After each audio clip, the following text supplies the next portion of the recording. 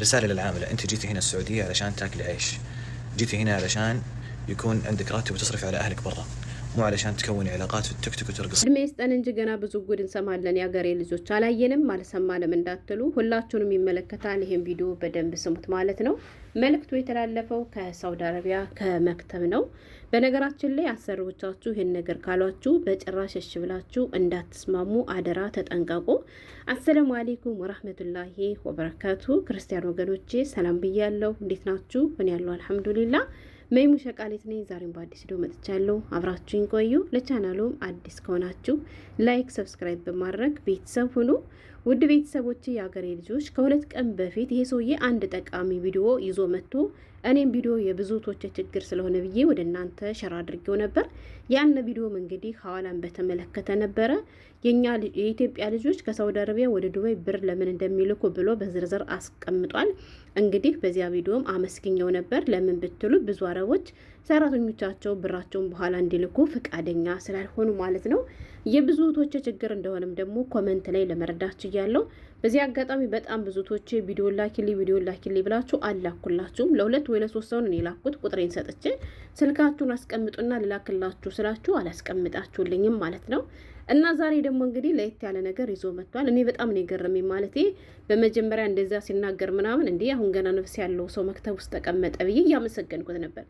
ግን ሰው በዚህ ዘመን እንዴት እንደዚህ ያለ አስተሳሰብ ያስባል? የሀገሬ ልጆች ተመልከቱት እስኪ ይሄን ጉድ እዩልኝ። ዝም ብላችሁ በቃ እዩት እናንተ ማለት ነው። እናንተ እዩትና ከዚያ በኋላ ባወራ ይሻላል። ይሄን ጉድ ተመልከቱልኝ የሀገሬ ልጆች ተመልከቱ ማለት ነው።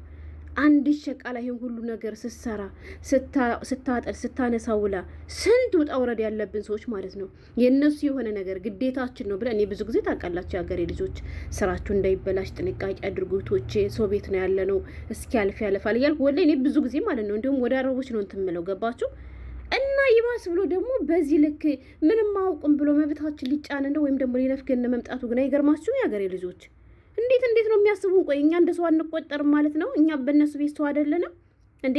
እናለን እኮ በየቤቱ እኮ ለድመቶቻቸው እኮ አይቫር ሰጥቶ እኮ ሲያጫውቱ የሚውሉ ሰዎች አሉ።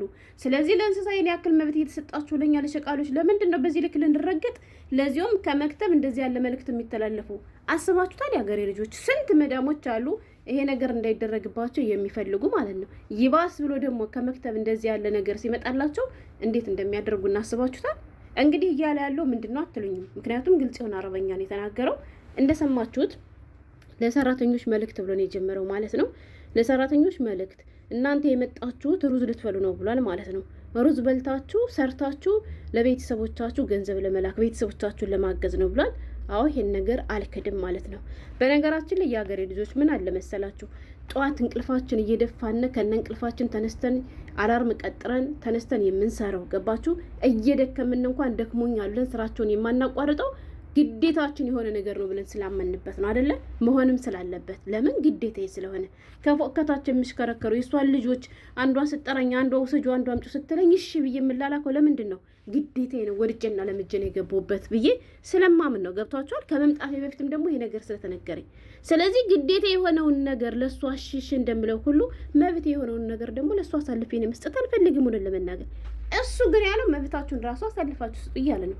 እና ወደ ገደሉ ልግባ እስኪ ያናዶኛል ወላሂ ከምላችሁ በላይ ማለት ነው።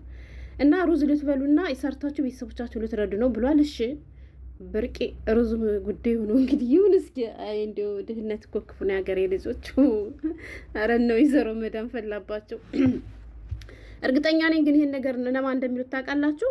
ስለሚያዩ ብዙ ልጆችን የኛ አስተርጓሚዎች ናቸው እንደዚህ ያሉት እንጂ እነሱ ከመሬት ተነስቶ ይሄን ነገር አይሉም።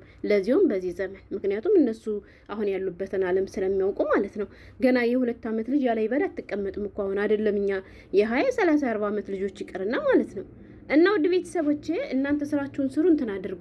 ነገር ግን እናንተ የመጣችሁት እኮ ቲክቶክ ላይ ወጣችሁ ልትጨፍሩ አይደለም። ቲክቶክ ላይ ወጥቼ ጨፍራለሁ ካልሽ እያንዳንድሽ ፖሊስ ጣቢያ ልትገቢ ትችላለሽ፣ ወይንም ደግሞ ቀራማ ሁሉ ሊደርስባችሁ ይችላል። ስለዚህ እንተልቡ ያኔ ተጠንቀቁ እንደዚህ የምታደርጉ ሰዎች። ከዛስ አስቡት የሀገሬ ልጆች ማለት ነው። በእርግጥ አሁን ሁሌ እምላችኋለሁ የሁሉም ቤት የራሱ የሆነ ደንብ አለው እላለሁ። ገብቷችኋል? ደንቡም ነው አለው። ለምሳሌ ማጥባቸው እንዲቀረጽባቸው እቃቸው እንዲቀረጽባቸው ልጆቻቸው እንዲቀረጽባቸው የማይወዱ ሰዎች አሉ። አዎ ይሄን አድርገን ፖስት ካደረግን አዎ እኛን ስህተት የሰራ ነው። ገብቷቸዋል? ነገር ግን ቀኑን በሙሉ ሽሽከረከሩ ክፍሌ ውስጥ ከገባው በኋላ በራሴ ክፍልና በራሴ ስልክ የፈለኩትን ነገር የማድረግ መብት አለኝ። እውነቴን ነው የምላችሁ ወላሂ።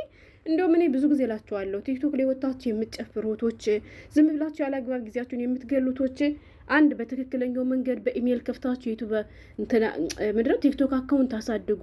2 ዩቲዩብ ከፍታችሁ ስሩ ነው የምላችሁ። ገብታችኋል? ከሷ ቤት ተቀምጬ ስንት ነገር በስልክ የመስራት የምችል ልጅ ስሬን ከጨረስ ግዴታዬን ከተወጣው በኋላ ምን አገባትና ነው በትርፍ ጊዜ ብቻ እነሱን የሚነካ ነገር አላድርግ እንጂ ሀገሬ ልጆች እንዴት ነው የሚያስቡ? እኛ ሰው አይደለንም? እኛ መዝናናት አያምረንም? እኛ ማውራት አያምረንም? እኛ አዲስ ነገር ማየት፣ እኛ አዲስ ነገር መፖሰት አያምረንም? እኛ ማውራት፣ እኛ ሀሳባችን ሸር ማድረግ አንችልም? እንዴት ነው የሚያስቡት? ወላሂ እኔ በጣም ነው ያናደደኝ ሀገሬ ልጆች። እና ምን ልላችሁ ፈልጌ ነው ስልካችሁን ስትቀሙ ስልክ አትጠቀሙ ስትባሉ እምቢ የምትሉ ልጆች ማለት ነው ዝም አትበሏት። በራሳችሁ ብር ዳታ ሞልታችሁ ከሆነ የራሳችሁ ስልክ ከሆነ የፈለጋችሁት ማድረግ ትችላላችሁ። ግን እንዳልኳችሁ የእነሱን ነገር የሆነ ነገር ሳታደርጉ፣ ለምሳሌ የጭፈራ ሱስ ያለባችሁ ቶች ማታ ክፍላችሁ ውስጥ ገብታችሁ የፈለጋችሁትን ሙዚቃ ከፍታችሁ ብትፈልጉ በአረበኛ ብትፈልጉ በአማርኛ ብትጨፍሩ ምን አገባት? ያገባታል? ክፍላችሁ ተሰጥቷችኋል አይደለ? ነገር ግን ከነሱ መኝታ ክፍል ገብታችሁ የእሷን ልብስ ለብሳችሁ ልጆቿን ይዛችሁ እቃቸውን የእሷን የሆነ ነገር ተጠቅማችሁ ይህን ነገር የምታደርጉ ከሆነ አዎ በህግ ያስቀጣናል። የሀገሬ ልጆች አይፈቀድልንም። ገብቷችኋል?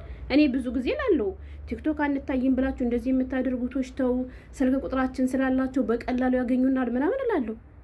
እሺ ለምን የእነሱ የሆነ ነገር የማይፈልጉትን ነገር ላለማድረግ ገባችሁ? እና ግን ስራዬን ከጨረስኩና ክፍሌ ውስጥ ከገቡ በኋላ እንደፈለኩ ምን አገባው ነው እኔ ጥያቄ።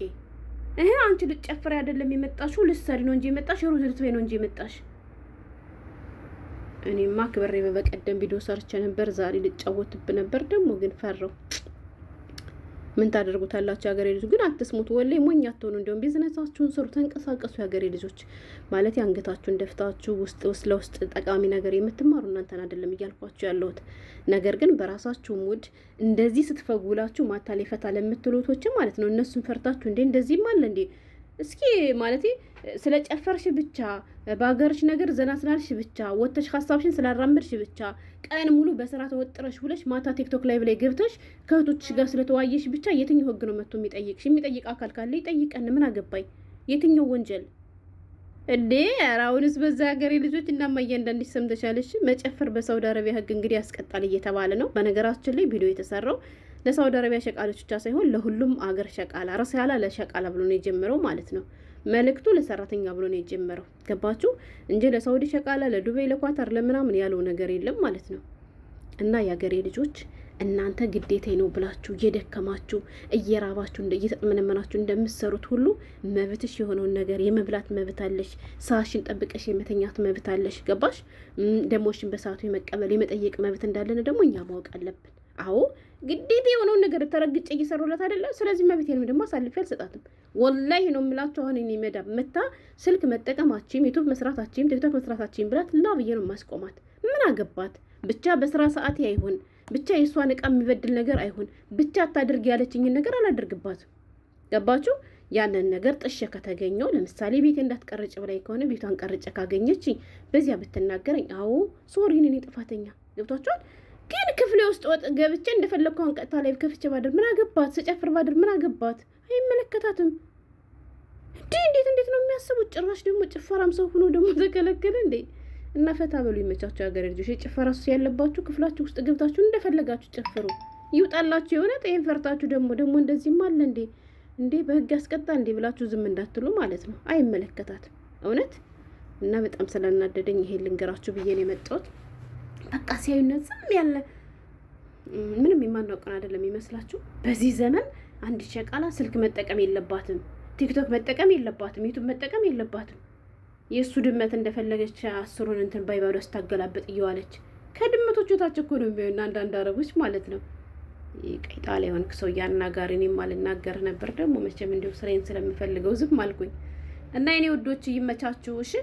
ሁልጊዜ ስለምንጫናችሁ እንደዚህ አታድርጉ ይሄን አታድርጉ እያልን ስለምንላችሁ ግን መብታችሁ በሆነ ነገር እንደፈለጋችሁ እንጥስጥስ በሉ።